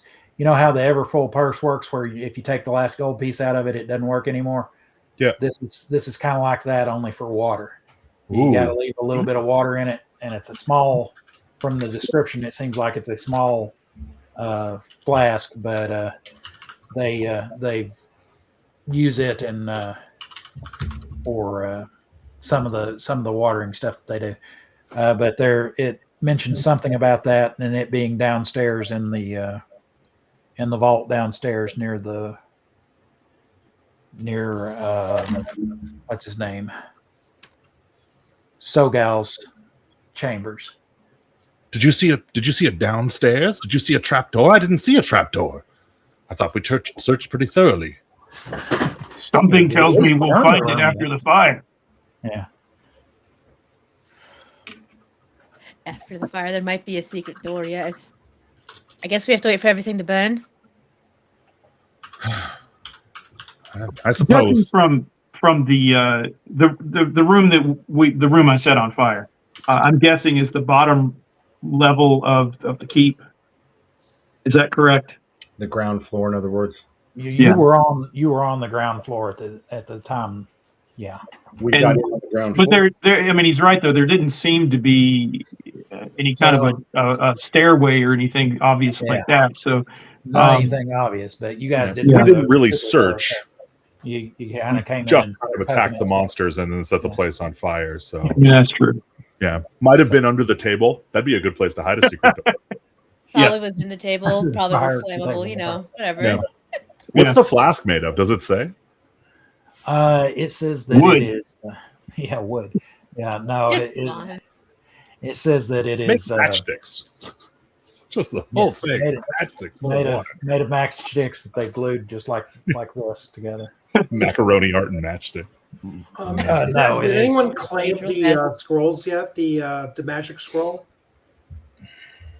Well, I've been looking through these papers. I didn't find any magic scrolls. I did find a spell book. A spell book. Oh. Yeah, it looks like the rest of this stuff was delivery schedules and a map of a keep. Is there directions to this keep, or do we have any idea where this keep is? If you look it over, it does. You hang a left. It gives you kind of something, kind of their ancient equivalent of coordinates, but having to do with the sun and the stars. But the best you can tell without studying it thoroughly is that it's probably somewhere in the Ringing Mountains beyond, like if you went back beyond your city and into the mountains beyond it that are off to the west of it, that it's somewhere in that range of mountains. Although that range of mountains does run pretty much north to south. It's kind of the western edge of the tablelands where all the 7 cities that you know about are located. So, but it was supposed to be like a mountaintop fortress. Is it likely, in my mind, that this flask is the treasure? It may be. It could be that. It could be the. Just the. We've also got a counterfeit ceramic pieces that you're seeing everywhere. Yeah, a not insignificant amount of coins. Yeah. Yeah, give me a, let's see, you're trying to figure something out, a wisdom check. Could it be an intelligence check? Well, I have intelligence being more memory based and figuring things out being wisdom when Interesting. it comes to what you're. So my wisdom is 14. I rolled an 11. All right. So it very well could be, but from what you know of the way that the Veiled Alliance works, their whole mission is they've got basically two basic missions. Survival is one. Having wizards in their, not wizards in general, but preservers, not defilers, and they're the people who are with who are like mind with them, helping them to survive, and two, resisting the sorcerer kings, trying to find a way, any way you can, to stick it to them. They're too powerful, really, to say, okay, we're going to overthrow them. Most of the time throughout history, they've been too powerful for that. But if you can make life harder on them, you can. So maybe this was a counterfeit coin area that they brought back coins to make it easier for the Alliance to have money to buy what they needed, and maybe inflate the value of, or deflate the value of the coins by having more of them in the system too. Economic disruption. Yes, by economic disruption that way. I mean, but yes, having a water source, even if it's not like flowing a whole lot, even if you're only getting like a gallon a day out of it, having a reliable water source like that is grow many crops with an item like exactly. this. And for a wizard, having kind of your own little garden is not such a bad thing to have, since you're pulling off of plant life for most of your spells. So, Solani is a preserver, correct? He is a wizard. Yes, he is a preserver. Yes. And he uses arcane magic. Yep. What you would call that now? Yes, he uses wizard's magic. Yes, he uses wizard's magic. All right. Not as good as fire magic. I'm really like pacing back and forth, looking at the spell book, and kind of wondering, what I could do. I'm going to just start to motion towards my holy symbol and raise my hand, above the spell book. Okay. Do I know what you're doing? You could try to figure it out. Okay.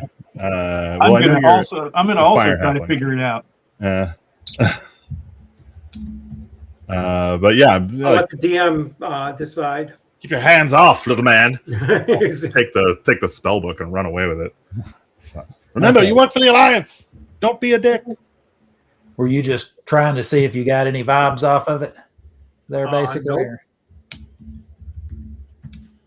Nope. No. Considering I'm a fire cleric, He was going to burn it. Oh. And what we feel about magic, arcane magic. Well, now you're also a. I mean, we do work for a wizard. So that's why I said I'm kind of like on a dilemma, and so. Well, now because of that, you know the difference between a defiler and a preserver. Yes. A preserver's he's gonna use some of the light force, but he's not gonna kill anything when he does it. That's why I'm still. Yeah, he casts a wider net, so he doesn't take enough to kill any of the organisms that he's borrowing from, while a defiler's just like, yeah, give me. But yeah, do you want to try to do that? Well, if Solani wants to try to figure out what I'm doing. I mean, I'm not going to even take a chance. If you start looking at this thing sideways, I'm going to grab that book and run. Right. Yeah. That will be And enough I, for me to Burn the receipts. Those are illegal too, you know. control I tried- my, I tried to control my roll- hand. I tried to roll my wisdom to see what was going on, and I didn't figure it out. So, Okay. And so I'm just like, picking oh, I'm just picking my nose or something over here. Yeah, if I see Okay. Solani grab a hold of the book and step away with it and everything, I will hold my hand and not look Not at try fire. to start a fire. Okay. All right. Well, so you guys are after a while, you see that the smoke that is seeping out of the central keep seems to slack off a bit. Hmm. I take I'll, out a ration and start. I'm gonna eating. go open the door. You're just eating. You're just gonna sit and eat. I'm gonna open the door, obviously letting a lot Air it more out. oxygen, in. And it flares But- up again. No, but yeah. But I'll Okay, open the door I'm to see what's going I'm definitely pushing him in. Okay, you don't give him a shot. Face to the door. Yeah, When, Yeah, when he leans try over to look pushing- in, you're gonna give him Try a shot pushing in a the butt. giant. yeah. I tried pushing a half giant. Okay, so everybody just decides to put a shoulder up against his butt as he leans in, and all right, you guys So- stumbling forward. Give me a dex check to make sure you stay on your feet, real quick. All right. Oh, him. I failed that. All right, so you go kind of sprawling down the hallway and into the head first through the pop the door open, and you see that the table is smoldering, but because the floor was stone and the ceiling was high, it didn't really catch much on fire outside of the table. Give me just a second. So the heat Seems coming that- out of there seems isn't that all so extreme.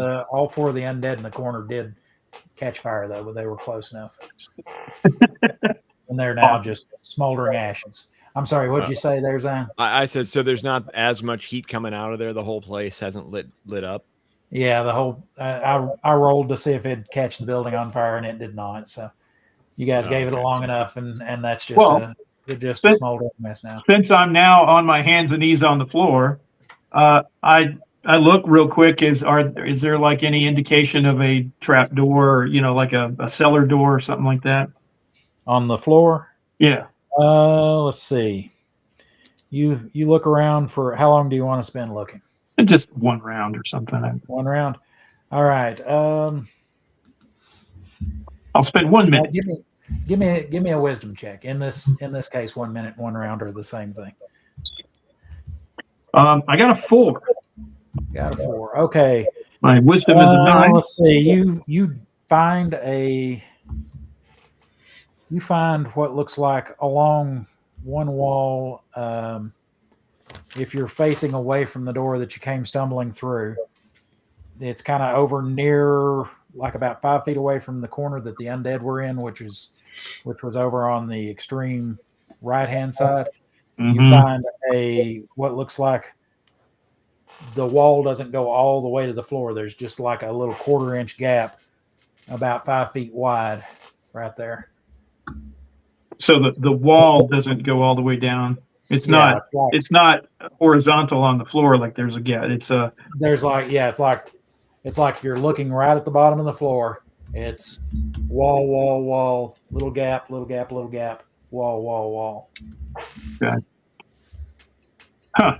Well, I'll shove my spear in that little area and kind of jiggle it around. See what happens. All right, you get the tip of your spear in there, and you see it, and as you kind of wedge and jiggle, you can kind of see it reveals the outline of a hidden door there, where you kind of set it off a little bit, so there's like a little gap here and a little gap up here that appear that are like 10th inch. So gap. does it look like a door that might be like on like a pivot or something, or is it like a sliding deal? How am I seeing? It The looks like outline. a rectangle, so it's either a pivot or it will open like a normal door. One of the two. It doesn't look like it's Right. like it would push back and slide or something. Although Okay. it might. It's kind of hard to say from what you can Well, see. Yeah, I'll call out to everybody who is, I'm sure, standing at the door laughing at me. Hey, I found something. All right. Before we go any further, we have we're past the 10 o'clock hour. Do you guys want to continue on next week, or do you want to go on another half hour or so? Yeah, let's come back next week. All right.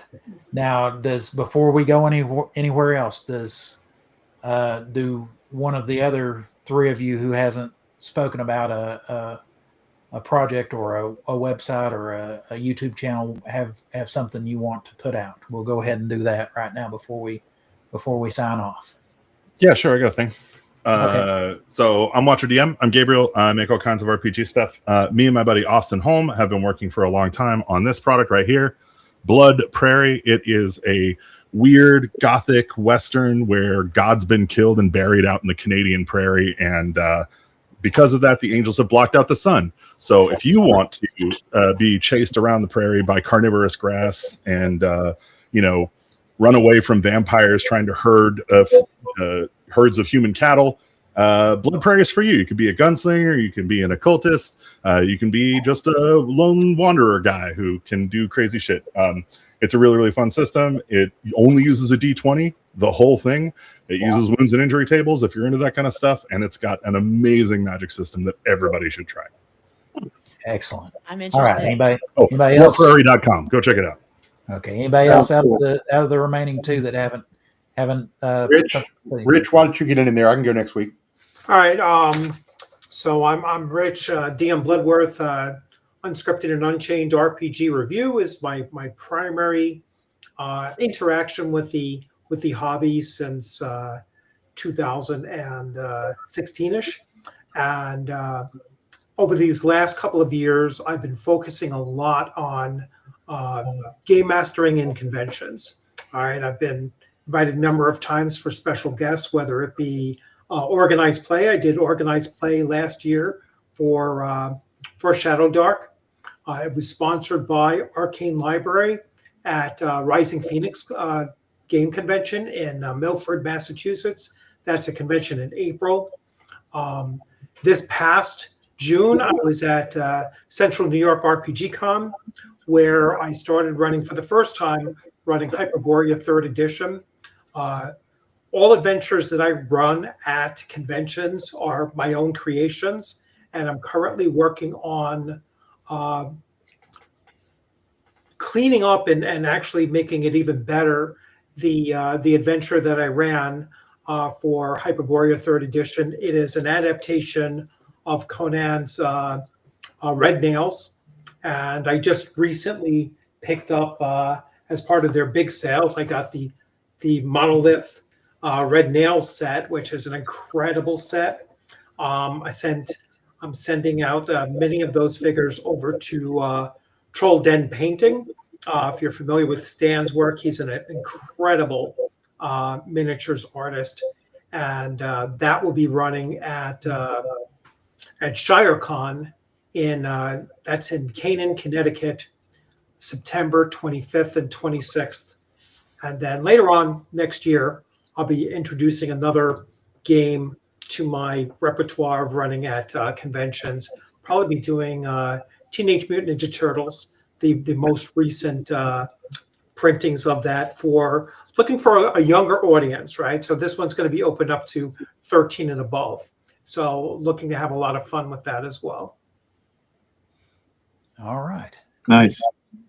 And Erudite, do you want to say anything before we go? Chris Miller, did you go? Well, I didn't. I've got a lot of things kind of that I'm working on right now. Unfortunately, I'm having some trouble with the printers and everything, so I don't have my proof copies yet. So there's not like a solid product I could point out right now. I've got a there's the newest issue of Mad Scribe magazine that is finished, but I'm still waiting on it.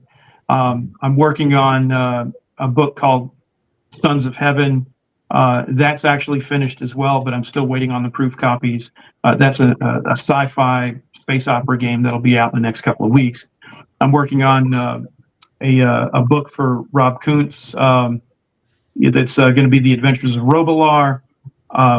I started that this week, and it's going to take a few weeks before I even get that really going.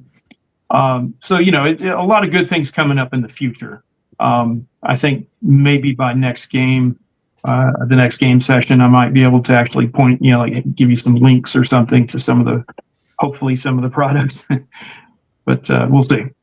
Now, do you have your back order or your backlog of Mad Scribe anywhere that people can? Yeah. So if you go to Drive-Thru RPG, you can buy them anywhere books are sold. So, if you go online at Barnes and Noble or Amazon or Walmart, Target, Drive-Thru is a good place. Say I send people, most of the time, but they do give me a little bit better royalty on that one. So, but yeah, you can. This is the 15th issue of Mad Scribe, so it's a quarterly magazine. It's been around for like 5 years, and I've got all those back issues available anywhere you go. So you can get them in PDF or print. They tend to be, depending on premium or standard, or whether you get soft cover or PDF, it's going to be somewhere between $10.99 and say $19.99 for an issue. Okay. Cool. And I'm Erudite DM, and last year I started writing content, some A5 zines. You can find my stuff on Drive-Thru. Like a lot of creators, I have 4 or 5 other products that are about 60% done and seem to just keep spinning in circles and never get finished. But on my channel, probably the best thing we do on my channel, other than talking a lot about Shadow Dark and sometimes other systems, occasionally some Kickstarter friends showing off what they got coming out, including Watch Your DM from time to time. And Bunny and Zane have been on my channel as well. So is Chris Moneymaker. But the biggest thing on my channel is probably our Monday night live stream, which was a lot of Shadow Dark with Chubby Funster and a bunch of other folks. That game morphed 12 weeks ago into Hyperborea 3E. And boy, I never knew what a community there was just waiting and drooling for some Hyperborea content, but I really love that system. So we're having a lot of fun with that. It's on this channel, 8 p.m. Eastern time on Monday night. So come watch us, pour yourself a cocktail or, smoke something, or, I don't care. You could probably even dip if you want to, if that's a thing. whatever you do in your home. That's still a thing. Yeah. I haven't heard that. There was a discussion in the chat about cheesecake, so make a cheesecake. It started getting weird in chat, dude, and like after this, I'm immediately gonna go like just devastate some desserts. It's happening. I know everyone was talking about cheesecakes and stuff. Savages. Somebody got a little distracted watching the cheesecake stuff in the chat. Those were my friends. I'm so sorry. No, it's worth it, dude. Actually, when you said dip, I was thinking of chewing tobacco, but you could do that too. I don't know. Yeah. We did that in Texas in high school and junior high when you got carded somewhere back in the old days when you were 14 and you got carded and you couldn't buy booze. You go get a dip in Copenhagen and send you sailing for a couple hours. Yeah. That was a long time ago. So. Well, hey, we should shout out too, real quick, before everybody goes. If you want to catch the thrilling conclusion of this adventure, you should come back next week. I think same time, same channels, same group of awesome people slaying it and throwing dice and having a good time. And trying not to set the buildings on fire. Yeah, who knows? By then, we all have now got through kind of the awkward phase, and we'll go nice and smooth tomorrow. And thanks to Chris Moneymaker for organizing this. Do check out his Dark Con. He's got a Kickstarter for the tickets. It's going to be in the show notes here. Go check out the link. We're trying to get enough people built up. They need GMs, DMs, right, Chris? Right, Moneymaker? I need that as check it out. That's going to be in late October in Knoxville, Tennessee at the Hilton. And trying to make a new con all dedicated to in-person Dark Sun play. And which is really interesting because this idea was out there months ago, long before WotC decided to announce that. Hey, got a surprise with that. So yeah. And as far as I know, Chubby Funster will be there with his parallel game built You know, Yeah, as, that'd be as an great. homage Yeah, he's to actually- Dark Sun called Shadow Sun. Yeah. He's actually giving away 100 free copies of his 130-page quick start rules that come. Nice. with Oh, wow. the That's a lot. God, that Yeah, guy. I know. I was like, man, you are. He is you so are- right all the time. I wish he would just shut the hell up. No, he's awesome, dude. Chubby's amazing. Seriously, Yeah. if you don't know, go watch his video, like takedowns of like his in-depth analysis. It's insane, man. I wish I had a brain like that. Yeah, It's incredible. he's a cool guy. I've only talked to him a few times, but he's local to me. And thank you for having a convention in Tennessee. I'm always Yeah. getting invited to something out in Minnesota or Wisconsin, and I'm like, Yeah. man, it's an 18-hour drive for me. I can't, Yeah. No, Walter's I- over in Us too. Vancouver. So yeah, Yeah, you should come up to Canada sometime. We got the really Yeah. cool cons up Yeah. here. Yeah. I think as far as the U.S., because I'm at the confluence of 75 and 40, I'm 12 hours or less from most places on the eastern half of the U.S. and I think there's a Buc-ee's on the way to you, so that's even yeah. better. There's actually two in the greater Oh my Knoxville area. gosh. Yeah. There's 2 Buc-ee's in the greater Knoxville area. So Mm. yeah, Fantastic bathrooms. one other thing is if you fly, this is in the airport Hilton, so you pick up your luggage and it's less than 80 yards under a covered walkway to check into the hotel. Nice. That's convenient. It Yeah, sounds like the hotel is actually at the gate. yeah. Like you Yeah, don't I've got wait to- and you're, in your room. Chris Miller, we got to get you some cans that are this size for your character, so they fit for your character. Yeah. The what? Oh yeah. Looks like a half giant holding a normal can. Does this? Like Andre the Giant, he's Yeah. always talking about like Drinking he had a like beer. 32 beers or something Yeah. in one sitting, but that's because they're like this tiny to him, I met Andre the Giant when I was around 10 or 11 years old. Oh wow. And it was obviously at a wrestling thing Yeah. at the Nassau Coliseum on Long Island. Wow. Put his hand on the top of my head and his fingers wrapped around my jaw and touched. Wow.